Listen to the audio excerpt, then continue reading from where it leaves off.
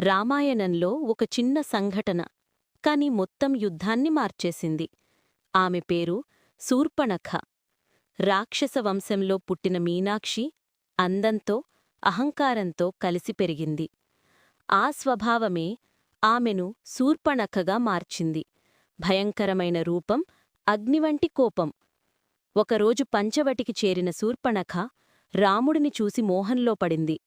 నువ్వే నన్ను పెళ్లి చేసుకో అని రాముణ్ణి అడిగింది. కాని రాముడు సీత ఉన్నారని చెప్పి తిరస్కరించాడు. లక్ష్మణుడూ సరదాగా తప్పించుకున్నాడు. తిరస్కారం భరించలేక శూర్పణఖ సీతను చంపడానికి దూసుకొచ్చింది.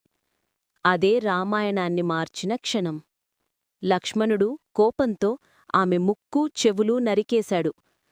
గాయాలతో రక్తమోడుతూ శూర్పణఖ లంకకి చేరింది. తన అన్న రావణుని ముందు పడిపోయి రాముడిపై కోపం, సీత అందంపై అసూయతో వెళ్లదీసింది.